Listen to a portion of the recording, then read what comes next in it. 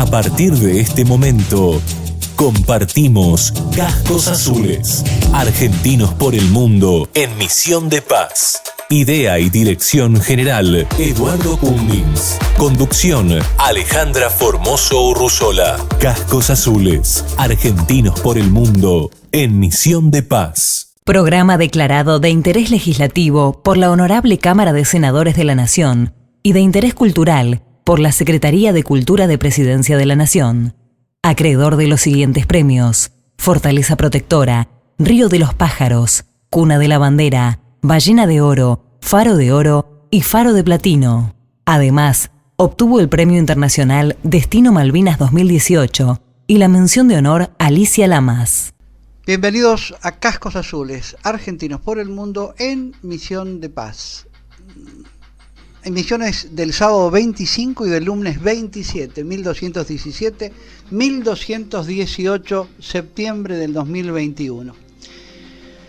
Mientras transitamos el mes de la paz y los mandatarios se reúnen para concordar, para acordar, para aproximar posturas y opiniones en un foro multilateral, en otro foro, también multilateral, pero más pequeñito, urgen las urgencias de la coyuntura que impide que la presidencia de la CELAC sea asumido por un país rioplatense.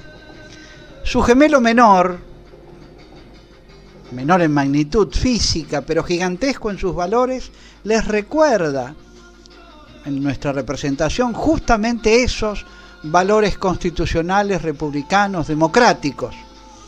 Nos sentimos así cabalmente representados. La Comunidad de Estados Latinoamericanos y Caribeños, la CELAC, que nació en 2011, nació para oponerse, pero con el afán de una unidad y de una integración política, económica, social y cultural latinoamericana y caribeña. Su propósito evidente era omitir la presencia de los estados gringos, Canadá y Estados Unidos.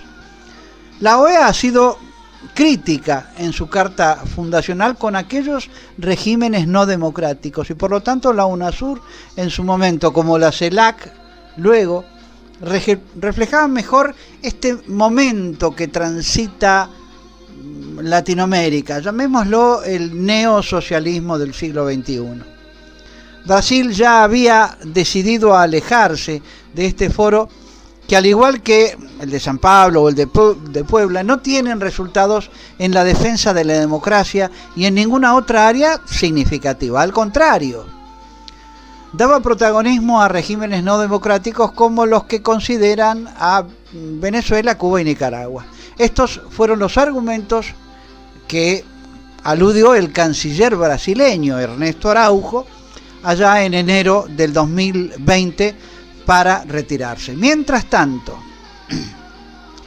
estalla La Palma, una de esas islas Canarias frente al Sahara Occidental, y nosotros, en esta impotencia quizá, sin el contacto asiduo, directo, sentido con nuestros observadores que están ahí muy cerquita, como sí lo fue con Juan Carlos Hernández hace muy poco tiempo cuando estallara otra cosa, Kabul, a 371 kilómetros del emplazamiento en el que se encuentra en Islamabad, Pakistán.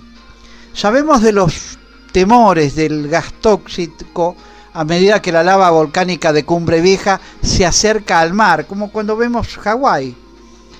Ese encuentro de la lava, cuya temperatura está en los 1000 grados centígrados, con un cuerpo de agua, podría provocar explosiones y producir nubes de gas tóxico. Enviamos un link para los interesados que ya fue anticipado en aquellos que participan de nuestro grupo de WhatsApp. Mientras tanto, Burundi investiga explosiones de granadas, otras explosiones, y en este caso de terroristas, tras la muerte de 2 personas, terroristas aún no identificados, que arrojaron granadas en 2 sitios de Bujumbura. Vaya nuestro homenaje a Alejandro Álvarez, aquel militar que estuvo en Naciones Unidas y que formó parte de ese plantel del Departamento de Operaciones de Paz en 2004 y que fue nuestro primer hombre ahí en Bujumbura. Mientras tanto, el secretario general de las Naciones Unidas, Antonio Guterres, se dirigió a la 76 sesión de la Asamblea General de la ONU el martes, que acaba de terminar, advirtiendo que el mundo se dirige hacia un abismo a menos que aborde la creciente desigualdad, el cambio climático y la difusión de información errónea. En este panorama sombrío de un mundo dividido y polarizado, instó a la solidaridad entre las naciones.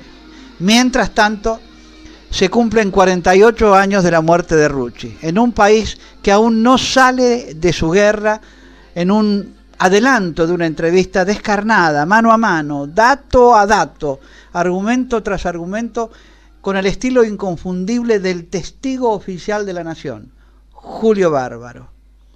Julio Bárbaro no escatima críticas al difícil estado en que se encuentra la política según su propia opinión, y así nos participa de una serie de observaciones que queremos adelantarlas, como es este avance que queremos tener para con nuestra audiencia, para cuando ya esté disponible el video y la entrevista completa con Julio Bárbaro. No nos dejen. Yo soy una persona que insiste en un dolor. Las Fuerzas Armadas en todas las naciones son la expresión de una expresión de patriotismo. Que nosotros, en nuestra decadencia, al tener un invento absurdo como fue la teoría de los dos demonios, según la cual como el mal era la dictadura, el bien era la guerrilla, entonces había que destruir la Fuerza Armada. Yo creo que el actor principal de eso fue Horacio Verbitsky, que es un agente inglés. Entonces, como agente inglés, él quería que los ingleses gastaran poco en la defensa de su usurpación de las islas, entonces fue degradando las Fuerzas Armadas argentinas. En esto es muy triste, porque no es lo único que degradamos, nosotros degradamos la sociedad. El uniformado fue perdiendo entidad. Vino un personaje menor como Zaffaroni, un despreciable personaje. Digo despreciable con insistencia porque cuando yo era exiliado ese señor era juez. Cuando yo era secuestrado ese señor era juez. Y ese señor dice ser progresista, que dice estas cosas raras que tiene el señor presidente Alberto Fernández, que en algún momento fue mi amigo, donde defiende los derechos de la minoría y termina perdiendo el afecto de las mayorías. Esta es la verdad de la historia. Entonces, yo creo que las Fuerzas Armadas y las estructuras, las instituciones son imprescindibles para la sociedad.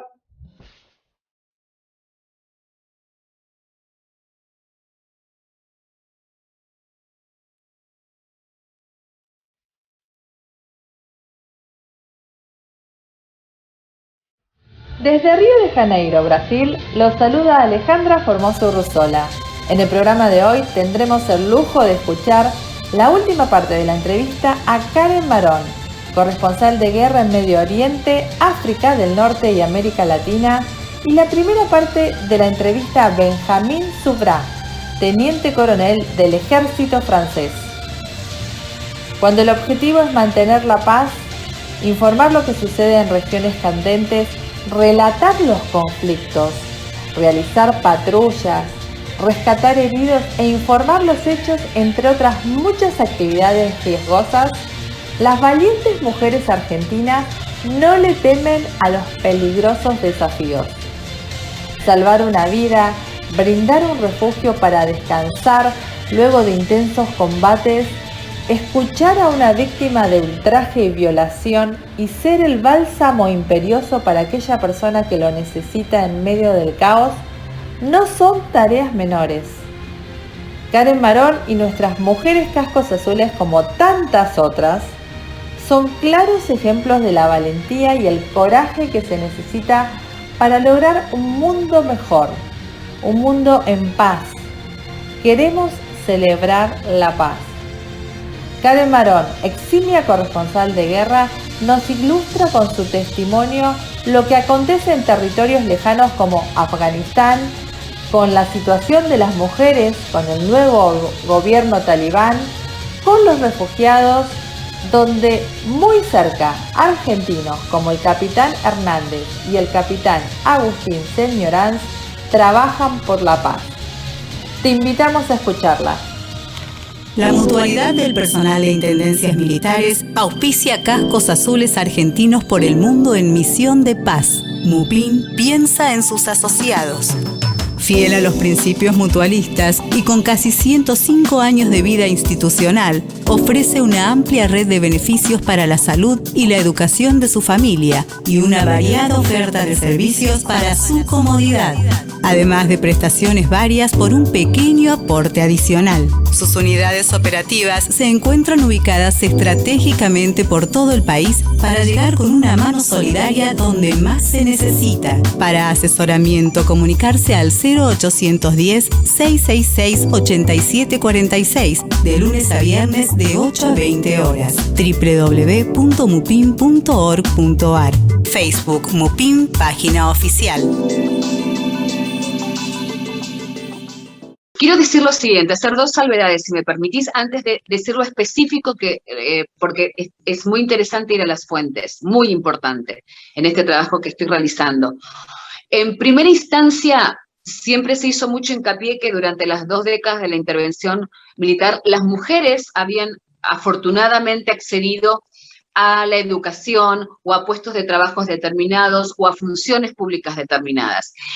Y esto hay que aclararlo, ha sido en un muy pequeño porcentaje y en las urbes. Es decir, no más del 10% de las mujeres pudieron acceder a la educación primaria, secundaria y universitaria. No, solamente estaban en puestos de segunda línea en 3 ministerios durante 20 años. Y en estos 20 años, y después lo que sucedía fuera de las urbes es lo que sucede generado no solamente por el talibán, Alejandra, sino por una transversalidad cultural que tiene que ver con la cultura pastún, que conforma el 40% en Afganistán, o sea, por los afganos. O sea que hay un elemento cultural que trasciende la religión. Mientras en estos 20 años afortunadamente hubo muchas mujeres, aún digo en porcentaje mínimo, que accedieron a la educación, que tuvieron visibilidad, que con su coraje y con su valentía pudieron levantar la voz y mostrarle al mundo que era lo que había hecho el talibán, pero también lo que hace grandes sectores de la cultura afgana, siguieron sucediendo en esta época, en estas 2 décadas. Los asesinatos de honor. El asesinato de honor es, por ejemplo, una mujer es violada y su propia familia, su padre, su hermano o cualquier otro pariente, la asesina y la responsabiliza por su propia violación. Esa mujer no va a ser ni contenida, ni cuidada, ni protegida. Es responsabilizada por un abuso realizado por un hombre que no solo no va a ir a prisión, ni va a tener el desprecio de una sociedad, sino que se legitima su acto en forma cultural, social, y tampoco es penado por la ley. Eso sí, eso fue antes de la intervención, fue durante el talibán, durante la intervención militar, y será mucho peor ahora. Siguieron sucediendo los matrimonios forzados con niñas menores de 16 años, niñas de 10, 12, 14 años. Eso nunca se interrumpió.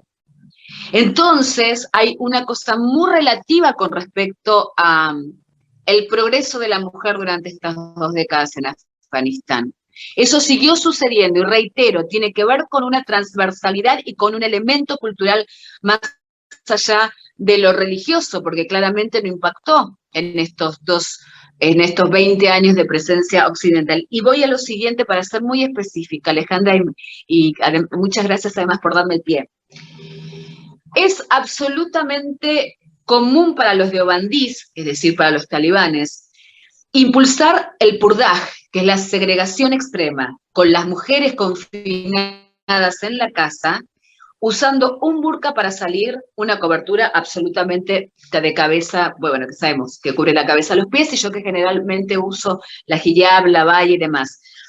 Y al ser otra aclaración, hay mujeres, también debemos respetar como seres humanos que hay miles y miles y millones de mujeres en el mundo que utilizan, y de muy diferentes religiones, que utilizan el velo o el pañuelo por una cuestión cultural o por sus creencias o por su fe o por que es una identidad o porque es una forma de vestir, y de todas las religiones. Y es maravilloso verlo. Una cuestión es que lo hagan por decisión propia y por su propia convicción, que nosotros todos debemos respetar, y nosotras como mujeres debemos respetarla. Y otra cosa es la imposición de una vestimenta que, si no se cumple, te lleva a la muerte. Son cosas muy diferentes. Una es el respeto por una cuestión de cultura, de idiosincrasia, de fe, de convicción, y otra cosa es justamente basado en este integrismo deobandista cruzado por el wahabismo. Hay un señor, Alejandra, el mayor erudito deobandí,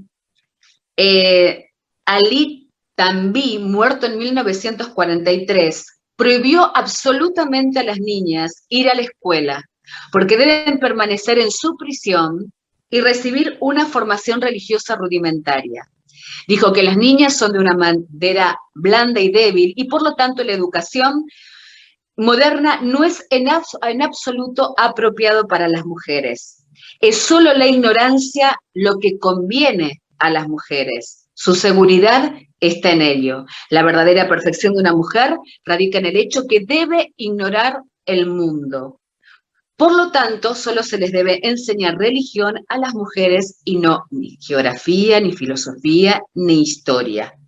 Si nos basamos justamente en las creencias en las que se fundamenta el talibán, queda claro que cuando ellos dicen que van a permitir la educación bajo la Sharia, en un momento inclusive aclaran, porque son muchas las manifestaciones que han realizado, y que sí van a permitir la educación religiosa en forma rigurosa. Entonces, todo el tiempo están haciendo un juego de palabras. Si vamos a permitir la educación, ¿qué tipo de educación? Si el mayor erudito del deobandismo dice esto, ellos no lo van a modificar. Así esto como muchas otras cosas. Y como dije, hablé de los asesinatos. Sí, está clarísimo, Karen. Todo lo que nos estás contando tan detalladamente, la verdad que es admirable todo lo que nos transmitís en este tema tan apasionante, que seguiríamos horas escuchándote, pero los tiempos de radio nos limitan un poco y tenemos que atenernos a ellos. Y lo veo, Eduardo, que se sale de la vaina para hacerte millones de preguntas, así que te escuchamos, Eduardo. Sí, abrumado por esta catarata de datos, pero a ver, tratando de rescatar un par de piezas y tratar de integrarlas. Yo entiendo que estamos nuevamente bajo una nueva teocracia, bajo un nuevo régimen teocrático. Una curiosidad, una nota, yo diría de color, cuando realmente esto sería todo tiznado de luto o de cierto oscurantismo que volvemos. Y era un poco lo del comienzo. Tomamos contacto con alguien que está en Srinagar, metro más, metro menos, no es demasiado lejos de Islamabad, capital. La distancia... Muy cerca. Es escasa. Muy cerca. 371 kilómetros lineales, gracias a Google Earth. 700 kilómetros porque es todo montaña esa zona, ¿no?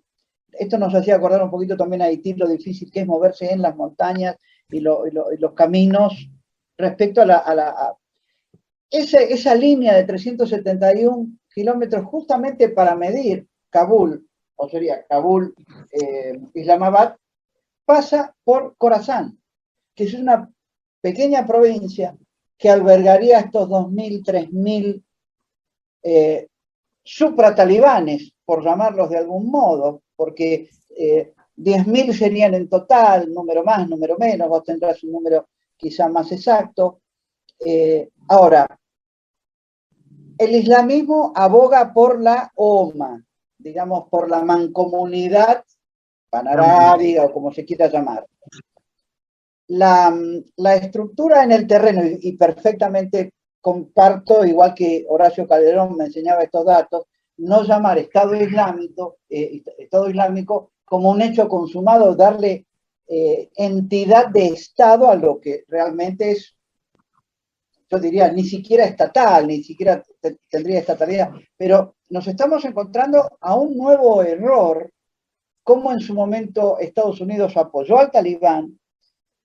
Esto lo hemos editorializado en nuestros últimos programas en la página de Cascos Azules, es que Estados Unidos es incapaz de entender al otro. Yo aprendí de un alumno una vez que para tener cierta empatía, para ponerse en los zapatos del otro, hay que sacarse los propios.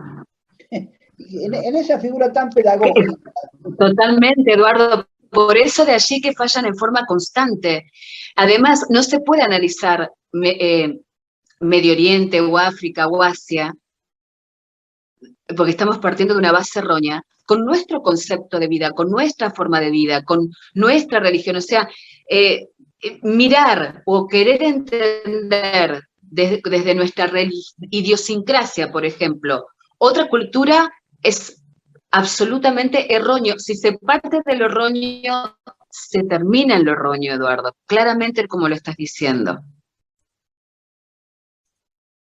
Tal cual. Y bueno, esto, a ver si podemos lograr entender que, bueno, por más que uno, me acuerdo cuando llegaba nuestra gente a esa zona del mundo, ahora en estas nuevas misiones, las recomendaciones que tuvimos por parte de un ex embajador en la zona de India.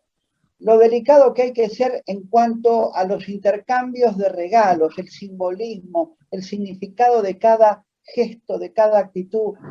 Son mundos que es como, y esto lo sabes mejor vos, quizá Alejandra lo debe saber también, cuando uno intenta hacer un chiste traducido al inglés o del inglés y termina en fracaso o termina mal porque la interpretación, el meaning, la cosmovisión de cada cultura es diferente, ¿no? Así que bueno. Absolutamente. Yo quedo encantado con esto, no sé si querés hacer un cierre, un placer tenerte acá en Cascos Azules, querida Karen, y bueno, te dejo el cierre, Ale, para con ella.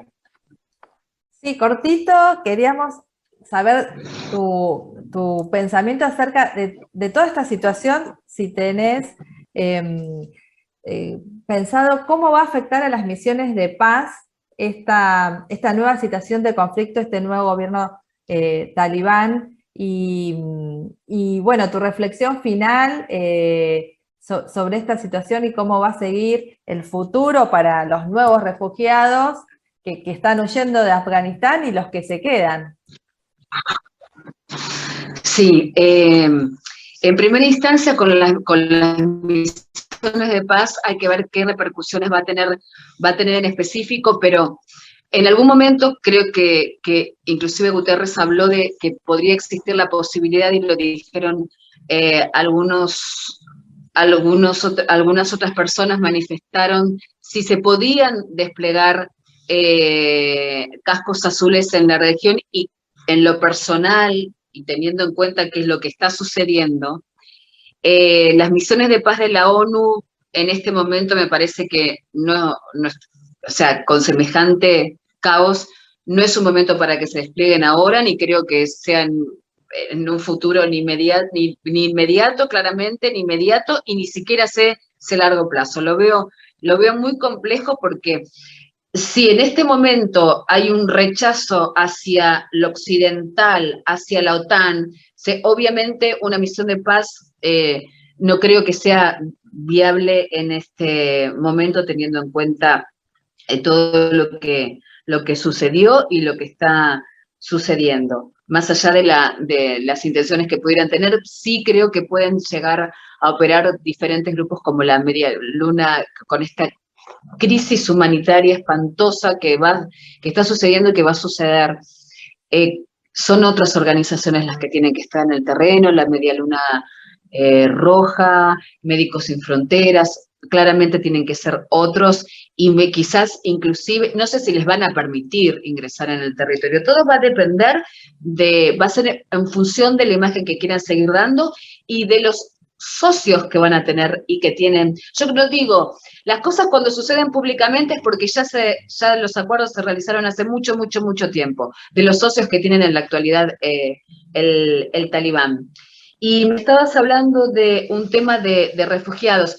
La cantidad de diáspora y de refugiados afganos que hay en el mundo es inmensa, la verdad, y creo que está superada por refugiados sirios. También hay que tener en cuenta que en la zona de lo que se llama la línea Durán, entre Pakistán y Afganistán, hay más de 25 millones de afganos. Y en este momento estimo que hay unos 2 billones de refugiados afganos alrededor del mundo. Pakistán tiene 2 millones de refugiados y habrá 1.100.000 en otras partes. Y ante esta desesperación y ante estas situaciones, bueno, si no puedo cruzar las fronteras, lo que trato es de desplazarme. Supongo, si se lo permiten, que la zona de mayor seguridad seguirá siendo el Valle de Panjshir, donde están precisamente los Masud, y está el hijo de Masud, iba a liderar el hijo de Masud esta resistencia antitalibán. Dijo que Estados Unidos, lo relaciono con el tema de los desplazados porque supuestamente allí se sentirían más seguros.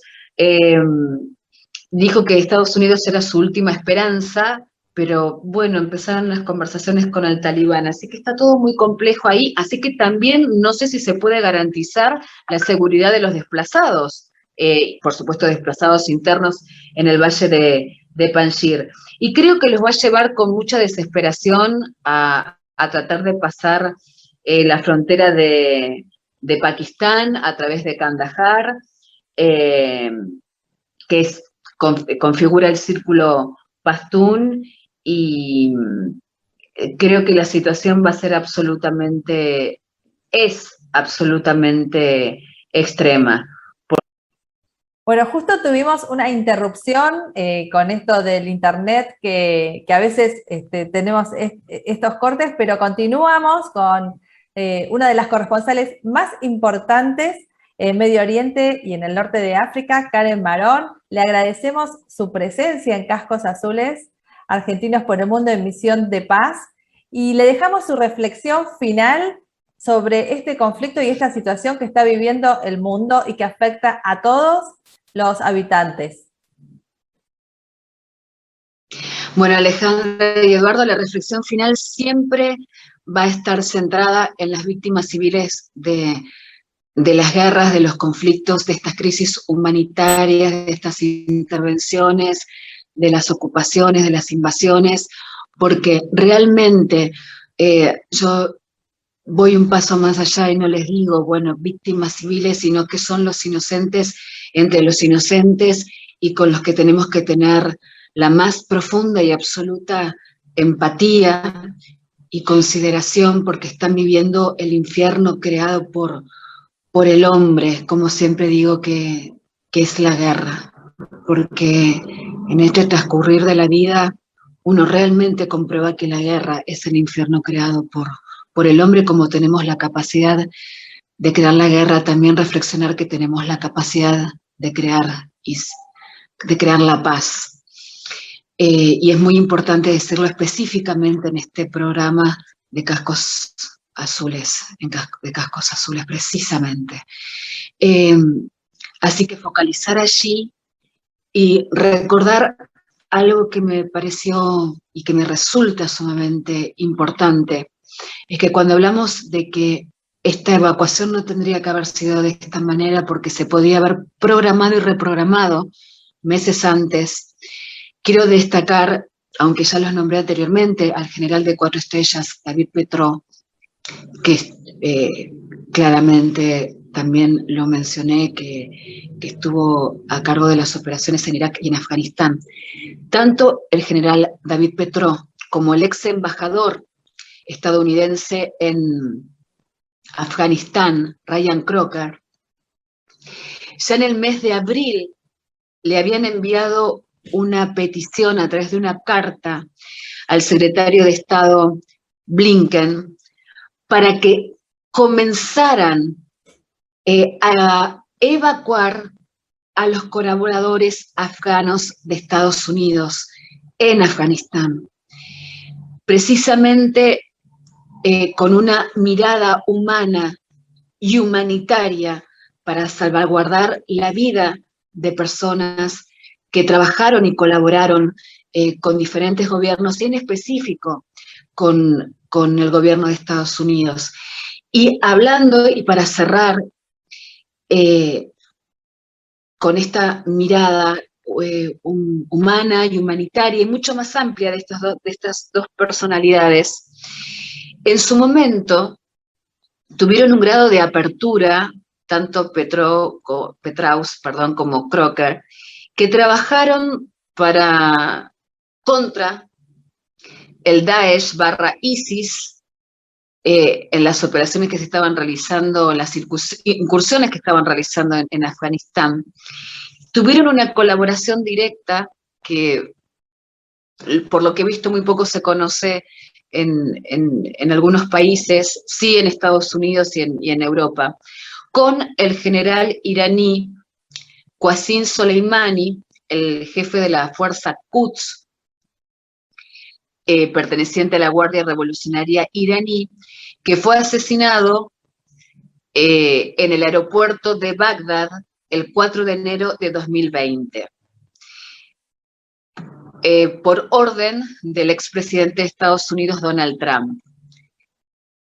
Y fue considerado inclusive en un programa especial de la CNN en inglés, se lo consideraba el adalid de la lucha contra el ISIS /Daesh. ¿Por qué estoy nombrando esto? Porque hay momentos donde políticamente no se conoce o no se conoce a nivel de opinión pública, pero hay algunas personas, nombrándolo a Petraeus y a Crocker y a Soleimani, que trabajaron en conjunto contra este grupo, ya no es integrista, este grupo terrorista compuesto por seres humanos, vamos a decirle de alguna manera, por personas que llevan la bestialidad y la brutalidad al extremo.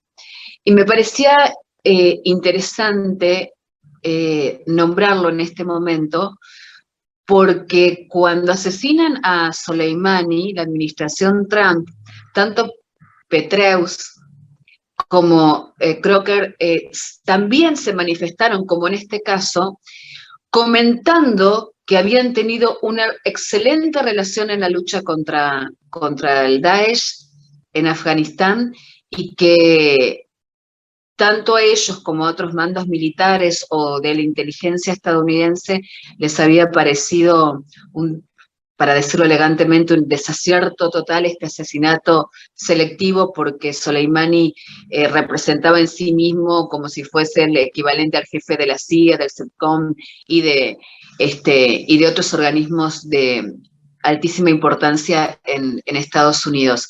Así que, en lo personal, rescato el accionar del general Petraeus y de Crocker, que ya anticiparon, como lo anticipamos muchos otros, esta situación que podría haber sido evitada y que afecta directamente a los seres humanos.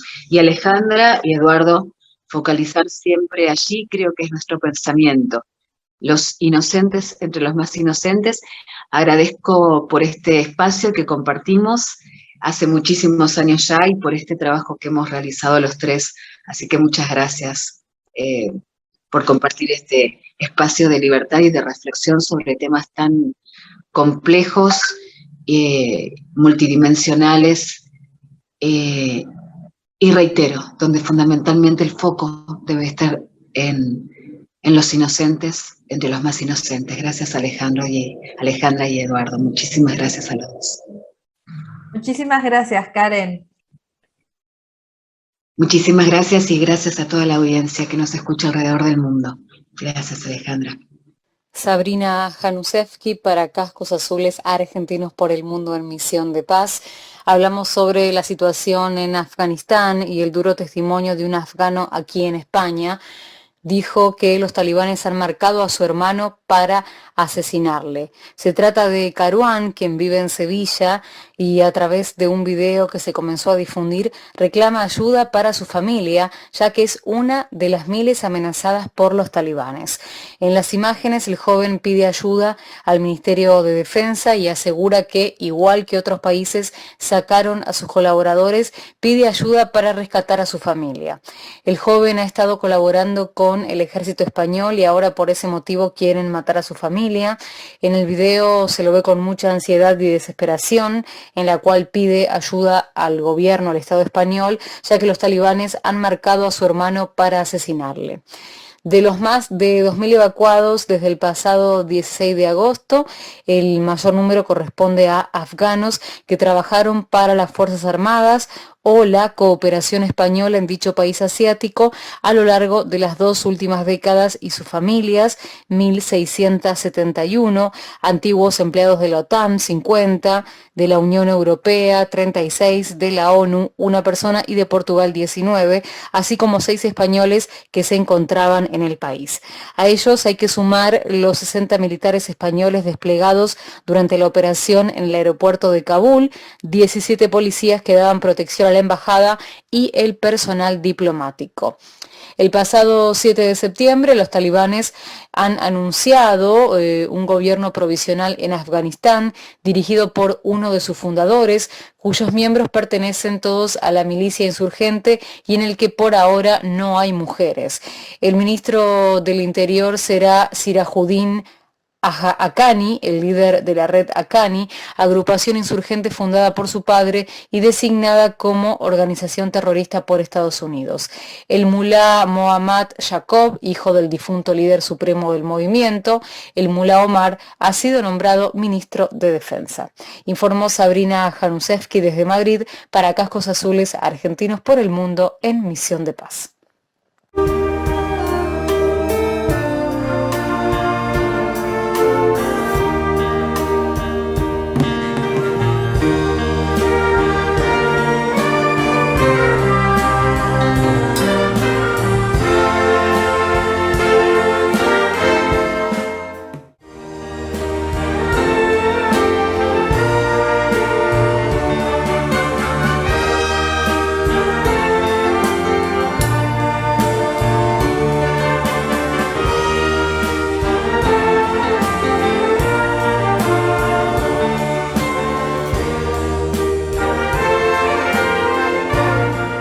Que cuando me fui en misión en Afganistán, mi esposa estaba embarazada de 6 meses y cuando yo volví, mi hijo había nacido, por supuesto, y tenía 3 meses.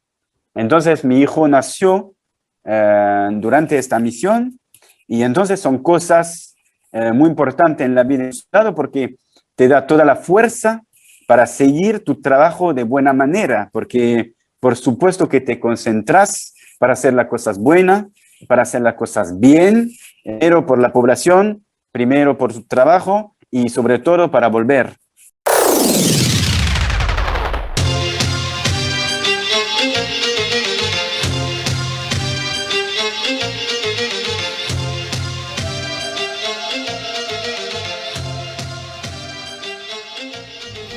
En este segundo bloque tendremos en Cascos Azules el honor de escuchar a Benjamin Subran, teniente coronel del ejército francés que estuvo trabajando durante 3 años en el Centro Argentino de Entrenamiento Conjunto para Operaciones de Paz como instructor cooperante. Benjamín y su familia, a la que tuve el placer de conocer, con su esposa Gladys y sus 2 hijos, Hugo y Dafne, arribaron el 10 de agosto del 2018 a la Argentina y regresaron a Francia hace muy poquito, el julio pasado.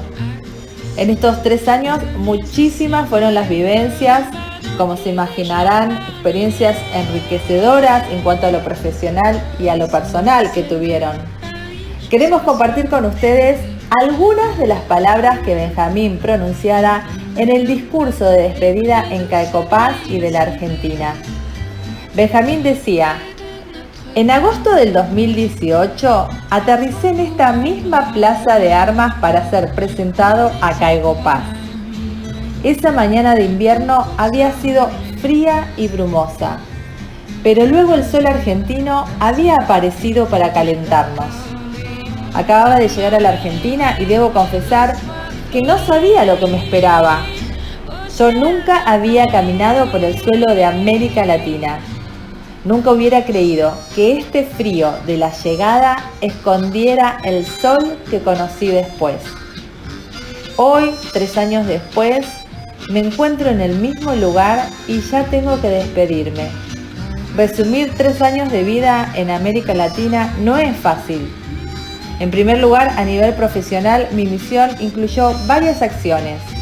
Como instructor invitado en este querido Caecopaz, participé humildemente en la capacitación de los contingentes, cuadros y observadores desplegados en operaciones de paz. Benjamín enumera y describe detalladamente todas las actividades profesionales que realizó y que conoceremos en los próximos programas.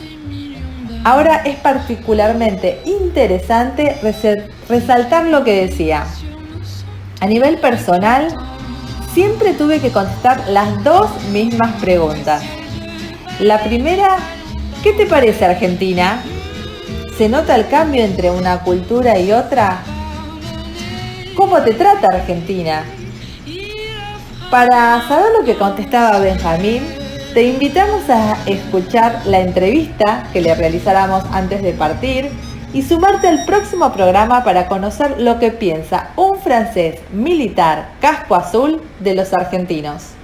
No te lo pierdas. Cascos Azules es auspiciado por la Fundación de Apoyo al Instituto de Ayuda Financiera para el Pago de Retiros y Pensiones Militares. Con el fin de mantener un nivel de servicio previsional de avanzada, EIAF continúa optimizando la gestión en áreas claves como personal, logística, sanidad y atención al público. Al tiempo que sigue ampliando sus oficinas regionales en Paraná, Córdoba, Mendoza, Bahía Blanca y Tucumán, para estar cada día más cerca suyo.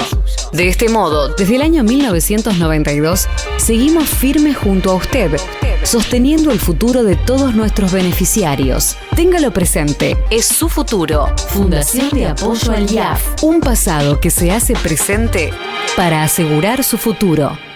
La Sociedad Militar Seguro de Vida auspicia Cascos Azules Argentinos, Sociedad Militar Seguro de Vida, contribuyendo a mejorar la calidad de vida de sus asociados, brindando servicios mutuales en todo el país. Atención personalizada de 7:45 a 13 horas, telefónicamente al 0810-222-7678, de 7:30 a 15 horas. No lo dude.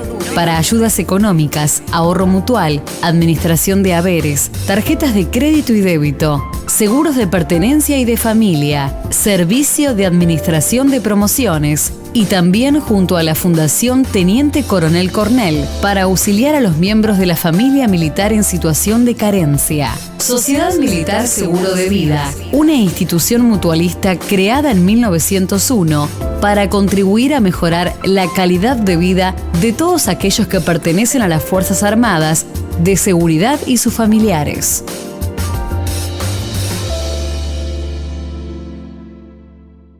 Para Cascos Azules Argentinos por el Mundo en Misión de Paz, es un honor y un privilegio estar con el Teniente Coronel Benjamín, del Ejército francés, que ha venido a la Argentina como instructor invitado del Centro de Entrenamiento Conjunto para Operaciones de Paz.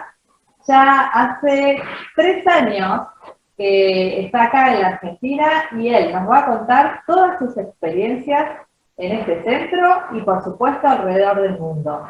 Un gusto, un placer. Benjamín, ¿cómo estás? Buenos días, Alejandra, y es un gusto para mí compartir este momento con todos ustedes, con la Radio Cascos Azules, para compartir mi experiencia acá en Argentina y en las otras partes del mundo. Muchísimas gracias por invitarme. Benjamín, cuando llegaste a la Argentina para ser instructor en este centro de entrenamiento para misiones de paz, para operaciones de paz, ¿qué fue lo que más te impactó a tu llegada a través de estos 3 años? ¿Qué fue lo más sustancioso? ¿Qué fue lo más valeroso que evaluaste en todo tu trabajo en el centro de entrenamiento conjunto? Bueno, es una pregunta larga. Yo puedo hablar de eso en 5 minutos, como en 3 horas, pero voy a intentar de hacer una síntesis. Bueno, primero me voy a recordar una palabra que muchos argentinos me dijeron cuando llegué acá. Me dijeron, bueno, ¿no es un cambio de cultura para vos? Bueno, le voy a aclarar hoy. Yo pienso que por un francés llegar a la Argentina no es un cambio de cultura, porque llegamos en un país muy parecido a Francia. Yo hablo de la población. Por ejemplo, si camino en la calle, si no hablo, la gente puede pensar que soy argentino. Por supuesto, una vez que empiezo a hablar acento francés, saben directamente que soy francés. Entonces, no hay un cambio de cultura y como siempre me gusta decirlo, acá yo encuentro todo lo que me gusta. Tenemos una buena gente, tenemos personas que siempre tienen una sonrisa. Yo encuentro una buena comida, yo encuentro una buena carne, un buen vino. Entonces, para mí es un placer vivir acá y no es un cambio completo cultural. Por supuesto, Argentina tiene su cultura, que es muy importante con el campo, con la cultura gaucha, tiene una geografía completamente diferente de Francia, con sus paisajes completamente diferentes entre el norte en Salta y el sur en Ushuaia. Para mí fue un descubrimiento muy importante, una cosa muy hermosa descubrir este país que es hermoso, que sea en la manera de su pueblo, de su cultura, de su tradición, de su geografía. Entonces, eso es la parte, vamos a decir, un poquito personal.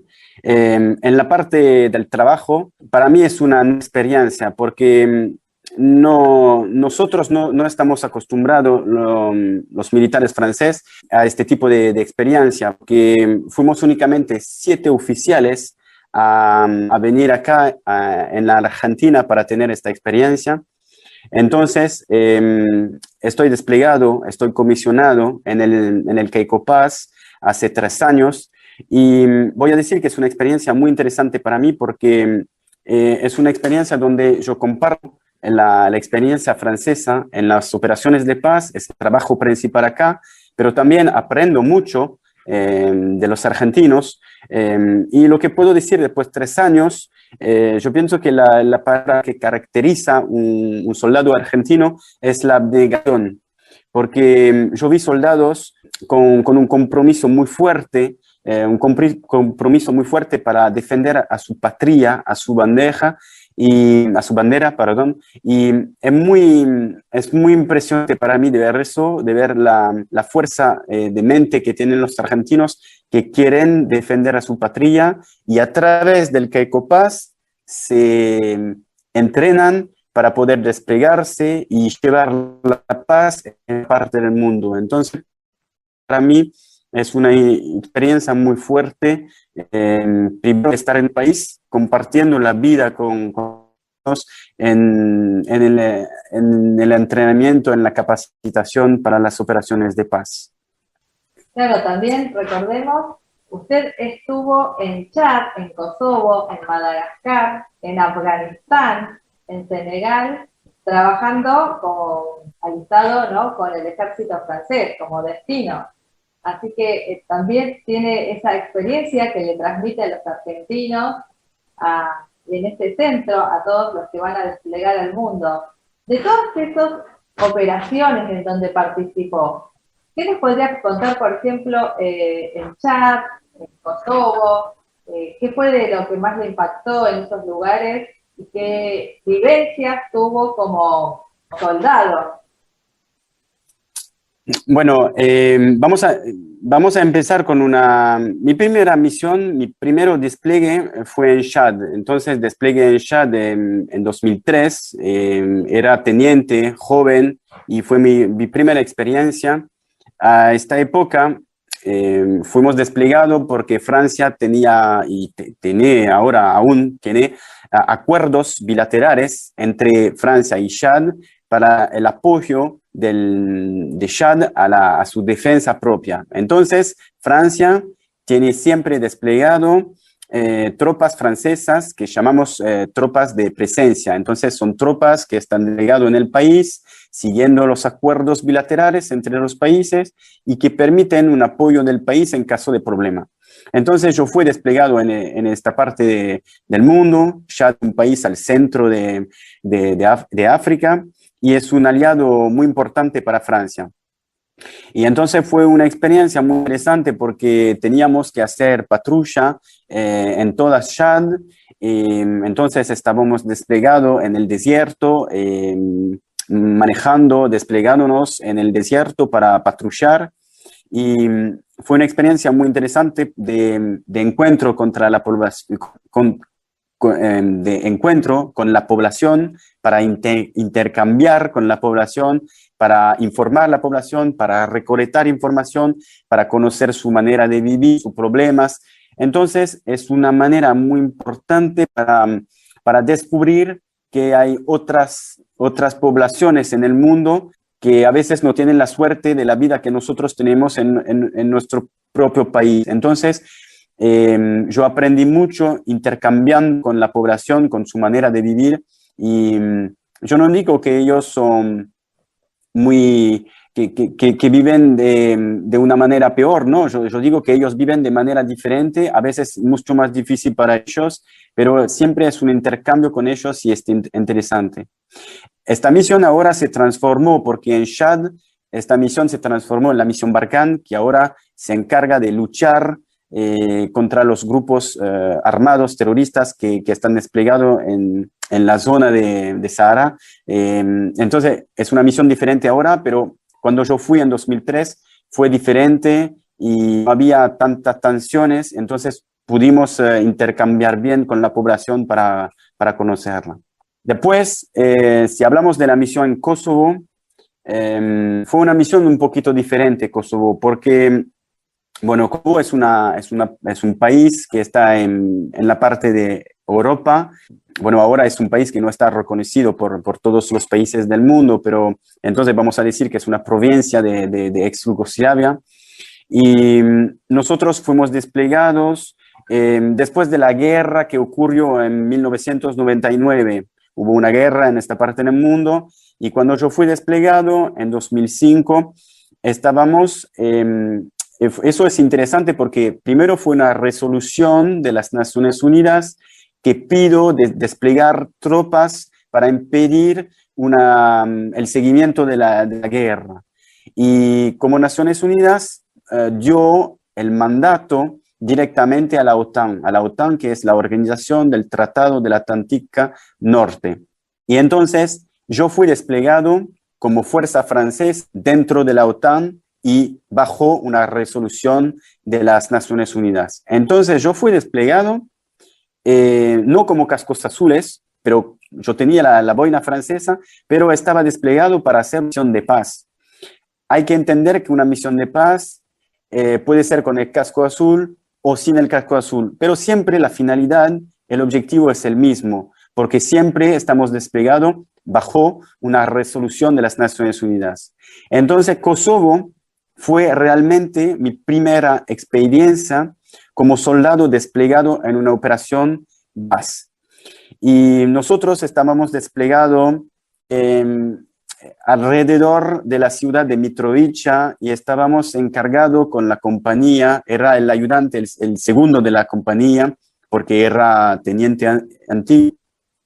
Y entonces estábamos desplegados alrededor de la ciudad de Mitrovica para asegurar una área y, por supuesto, para impedir el combate entre los serbios y los albaneses. Entonces, eso fue fue un poquito difícil a ver eso porque en la ciudad de Mitrovica hay un puente y al norte estaban los serbios, al sur eran los albaneses y había este puente como una frontera física entre dos pueblos que está a punto de luchar, y entonces nosotros estábamos patrullando todos los días, hablando con la gente para siempre recolectar información, intercambiar, informar, conocer los diferentes problemas. Y entonces es una otra manera de descubrir una parte de la población del mundo que sufre de diferencia y que enfrentan únicamente por una causa de religión, de diferencia humana, y entonces eso es un poquito difícil a ver, pero lamentablemente es la realidad de los conflictos hoy, que a veces la gente son casi hermanos, pero luchan por la cultura, la religión y todo eso. Entonces, bueno, es una manera de descubrir, y nosotros estamos desplegados para apoyar el logro de la paz. Y bueno, por supuesto que este tipo de nos cambia la vida. Sí, el jefe del ejército francés. No sé si exactamente lo que yo expliqué, pero bueno. Sí, se entendió perfectamente. Quería decirte, leí en un artículo que el jefe del ejército francés, vos me dirás bien cómo se pronuncia, Thierry Burkhardt, o en francés, me corregirás cómo se pronuncia, dijo que el ejército francés tiene que prepararse para conflictos de alta intensidad interestatales. Hablando de estos conflictos que siempre están en el mundo, que persisten y que si bien tenemos esfuerzos para lograr la paz, como los cascos azules, que están desplegados alrededor del mundo, la realidad de hoy es que los conflictos persisten. Vos también estuviste en Afganistán, en un momento muy álgido. ¿Querés contarnos esa experiencia? Gracias por esta pregunta. Bueno, lo que explicó el jefe de Estado Mayor de las Fuerzas Armadas es que, no estamos acá para hacer una clase de geopolítica, pero todos nosotros vemos bien que el mundo está cambiando, está evolucionando, y que, por supuesto, la amenaza de guerra de alta intensidad pueden volver. IOSFA, Instituto de Obra Social de las Fuerzas Armadas y de Seguridad. Encontranos en Facebook como IOSFA, en Twitter como IOSFA Oficial y en Instagram como IOSFA-oficial. www.iosfa.gov.ar. Queremos agradecer a los oyentes que se comunicaron con nosotros para dejarnos sus saludos, como Silvia Díaz, Viviana Antimil, Jorge Menéndez, Luciano Jauregui, Walterio Báez y Susana Alianelli. Un lujo haber tenido a Karen Marón, una de las corresponsales top de guerra en Medio Oriente, África del Norte y América Latina. Pueden escuchar la entrevista completa de Karen Marón en nuestro canal de YouTube Cascos Azules Radio. Si te gustaron los videos, no te olvides de suscribirte y darnos un like. Un honor haber escuchado al teniente coronel Benjamín Subra del ejército francés, que nos seguirá contando toda su experiencia en África, así como su visión acerca de los argentinos y el trabajo que compartió con nuestros cascos azules. Como siempre, les agradecemos a ustedes que están del otro lado escuchándonos, a los entrevistados que nos dan su tiempo y comparten su conocimiento y experiencia, a los auspiciantes, a nuestro director, el doctor Eduardo Kundins, a Federico Kundins, nuestro productor, y a Valeria Díaz, nuestra asistente de producción. Los saluda quien les habla, Alejandra Formoso Urruzola, conductora de Cascos Azules Argentinos por el Mundo en Misión de Paz, desde Río de Janeiro, Brasil. Los esperamos todos los sábados a las 10 de la mañana y los lunes 20 horas por FM Soldados 87.5. Muchísimas gracias. Hasta la próxima emisión. Esto fue Cascos Azules. Argentinos por el mundo. En misión de paz. Nos volvemos a encontrar en nuestra próxima emisión. Cascos Azules. Argentinos por el mundo. En misión de paz.